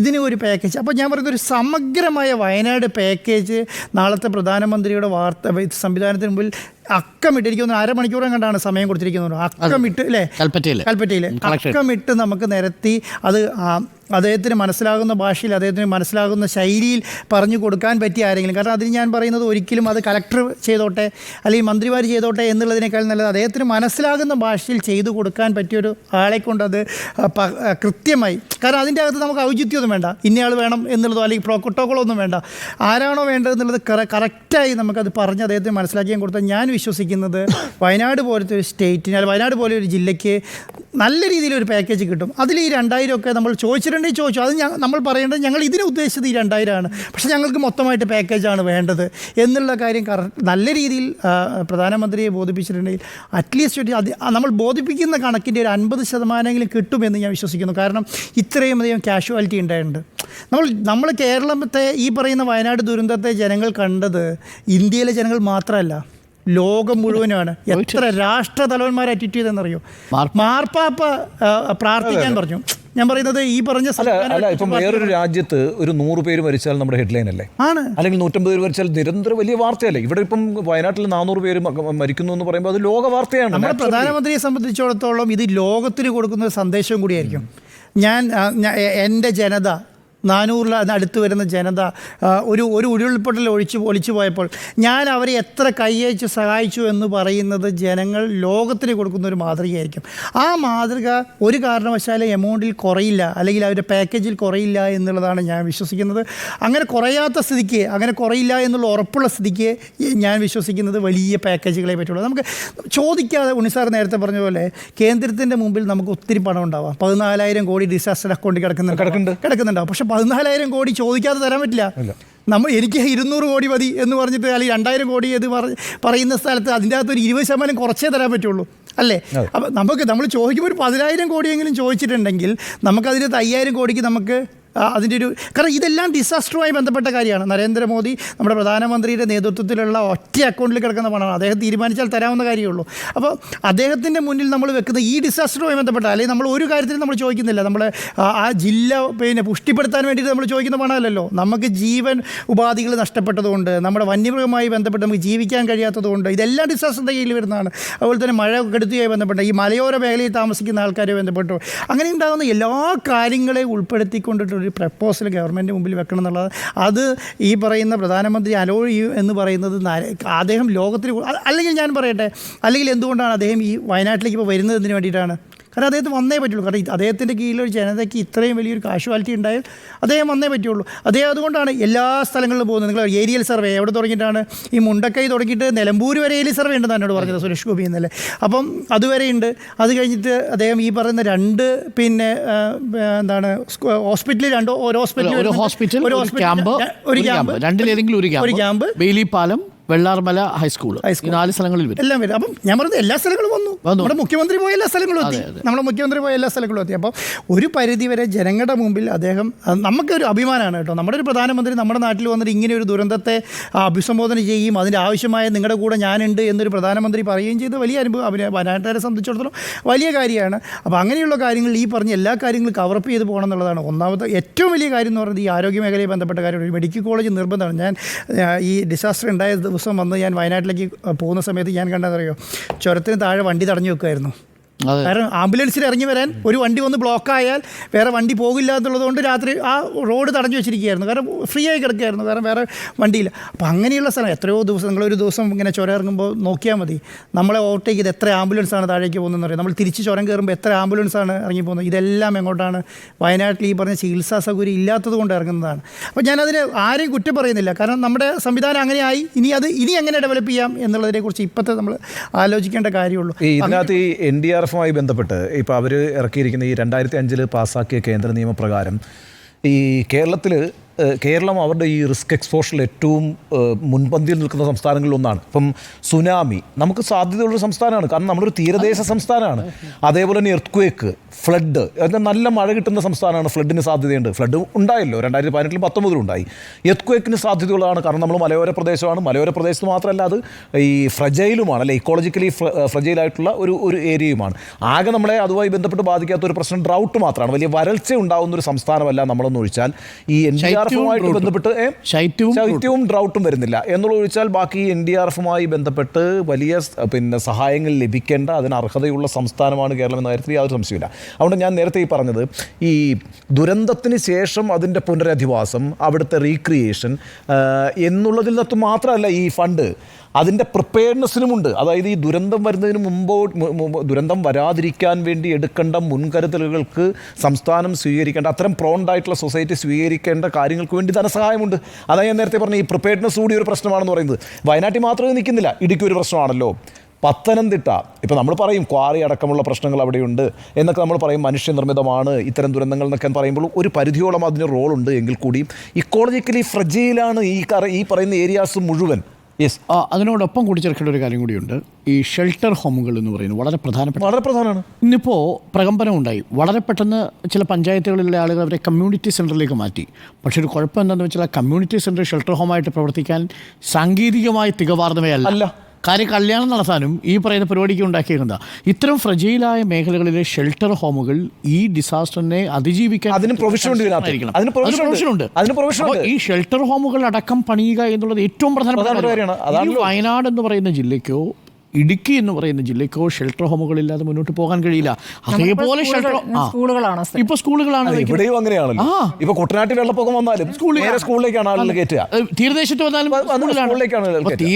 വന്നാലും സ്കൂളിലാണ്. ഇടനാട്ടിൽ വന്നാൽ, കുട്ടനാട്ടിൽ വന്നാൽ സ്കൂളിലാണ്. മലയോര മേഖലയിൽ വന്നാൽ സ്കൂളിലാണ്. നമുക്ക് അങ്ങനെ ഒരു ഷെൽട്ടർ സമ്പ്രദായമേ ഇല്ല. ഓരോ പഞ്ചായത്തിലും ഡിസാസ്റ്റർ പ്രോൺ ആയിരിക്കുന്ന മേഖലകളിൽ ഷെൽട്ടർ ഹോമുകൾ ഉണ്ടാവണം. അവിടെ വാർണിംഗ് സിസ്റ്റം ഉണ്ടാവണം. കൃത്യമായി കമ്മ്യൂണിക്കേറ്റ് ചെയ്യുന്നൊരു സംവിധാനം ഉണ്ടാവണം. അവിടെ ഒരു സിവിൽ ഡിഫൻസ് സിസ്റ്റം നമ്മൾ പ്രളയത്തിന് ശേഷം വളരെ ശക്തമായിട്ട് നമ്മൾ ഉണ്ടാക്കിയിട്ടുണ്ട്. ആ സിവിൽ ഡിഫൻസ് സിസ്റ്റം വളരെ വ്യക്തമായിട്ട് പ്രവർത്തിച്ചു. ഇപ്പോൾ പല താലൂക്കുകൾ കേന്ദ്രീകരിച്ചുകൊണ്ടുള്ള സിവിൽ ഡിഫൻസ് സിസ്റ്റം ഉണ്ട്. അപ്പോൾ അത് വളരെ കൃത്യമായി പ്രവർത്തിച്ചു. ഇന്ന് കോടതി ചോദിച്ചിരിക്കുന്ന വളരെ പ്രധാനപ്പെട്ട കാര്യമാണ് അല്ലേ, ഓരോ ജില്ലകളിലും ഇതിന്റെ ഓഡിറ്റിംഗ് നടത്തുന്നുണ്ടോ എന്നൊരു ചോദ്യം വളരെ പ്രധാനപ്പെട്ട കാര്യം. എവറി ഡിസ്ട്രിക്ട് ഈ പറയുന്ന ഇത്തരം ഡിസാസ്റ്റർ സാധ്യതയെ സംബന്ധിച്ച് എല്ലായ്പ്പോഴും ഒരു നേരത്തെ പറഞ്ഞ കണക്കൊരു മുൻകരുതലോടുകൂടി നിൽക്കണം. അതുമായി ബന്ധപ്പെട്ട് ഇയർലി ബേസ്ഡ് ആയിട്ടുള്ള ഓഡിറ്റിംഗ് സമ്പ്രദായം ഉണ്ടായിരിക്കണം. മാത്രമല്ല നമുക്ക് നല്ലൊരു ഡിസാസ്റ്റർ മാനേജ്മെന്റ് പോളിസി ഉള്ള ഒരു സ്റ്റേറ്റാണ്. പക്ഷേ നിർഭാഗ്യവശാൽ പലരും അപ്ഡേറ്റഡ് അല്ല. പലതും അപ്ഡേറ്റഡ് അല്ല. ഒരു കാര്യം എന്ന് പറയുന്നത്, നമ്മളിപ്പോൾ പുത്തുമലയിൽ അപകടം ഉണ്ടായി, അവിടുന്ന് എത്ര കിലോമീറ്റർ ഉണ്ട്? 1 കിലോമീറ്റർ കഷ്ടിയില്ല. ഈ പറഞ്ഞ നമ്മൾ 16 പേര് മരിച്ചായത് 17 മരിച്ച സ്ഥലത്താണ്. 5 വർഷം മുന്നേ 17 പേര് മരിച്ച സ്ഥലത്തുകൊണ്ട് എന്തുകൊണ്ട് നമ്മൾ സ്റ്റഡി നടത്തിയിട്ടില്ല? അല്ലെങ്കിൽ എന്തുകൊണ്ട് ഇനി അതിനോട് ചേർന്നുള്ള സംവിധാനത്തെ ഇങ്ങനെ ഒരു സംവിധാനം? അന്ന് നമ്മൾ എടുത്ത തീരുമാനം എന്താണെന്നറിയോ? അവരുടെ പുനരധിവാസം. ഇപ്പോൾ നമ്മൾ എടുക്കുന്ന തീരുമാനം എന്താ? ഇവരുടെ പുനരധിവാസം. അപ്പോൾ അതിനേക്കാളും അപ്പുറം മാറിയിട്ട് ഇനി ഇങ്ങനെയുള്ള സ്ഥലങ്ങൾ എത്രയുണ്ടെന്ന് എങ്ങനെ ഐഡൻറ്റിഫൈ ചെയ്യും? ആര് ഐഡൻറ്റിഫൈ ചെയ്യും? ഏത് രീതിയിലൊക്കെ പഠനം നടത്തും? എങ്ങനെ പഠനം നടത്തും? ആർക്ക് റിപ്പോർട്ട് കൊടുക്കും? എന്ത് റിപ്പോർട്ട് കൊടുക്കും? അങ്ങനെ ഒരു വലിയ രീതിയിലുള്ള, ഞാൻ പറയുന്നത് ഡിസാസ്റ്റർ മാനേജ്മെൻറ്റ് എന്ന് പറയുന്നത് ഡിസാസ്റ്റർ ഉണ്ടായി കഴിഞ്ഞിട്ട് നടത്തുന്ന മാനേജ്മെൻറ്റാണ്. അതിന് മുമ്പുള്ള ഒരു മാനേജ്മെൻറ്റ് ഉണ്ടെങ്കിൽ ഈ പറയുന്നത് 80% പ്രശ്നം തീരും. മനസ്സിലായി? അത് കേരളത്തിൽ ഇത് ഫ്ലഡുമായിട്ട് റിലേറ്റഡ്.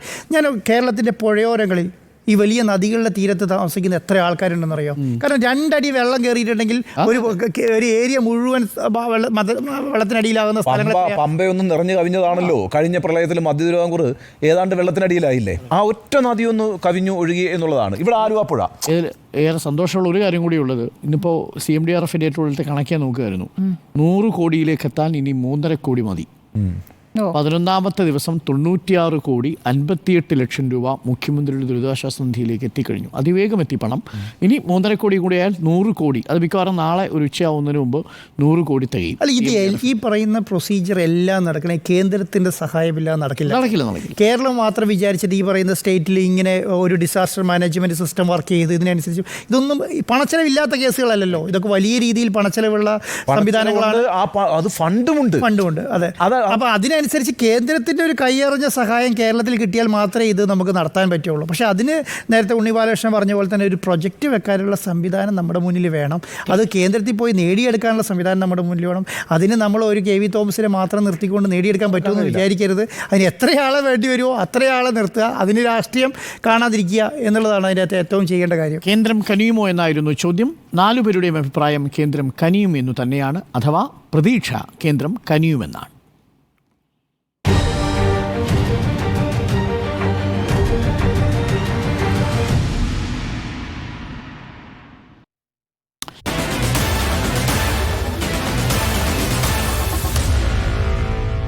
Meet the editors.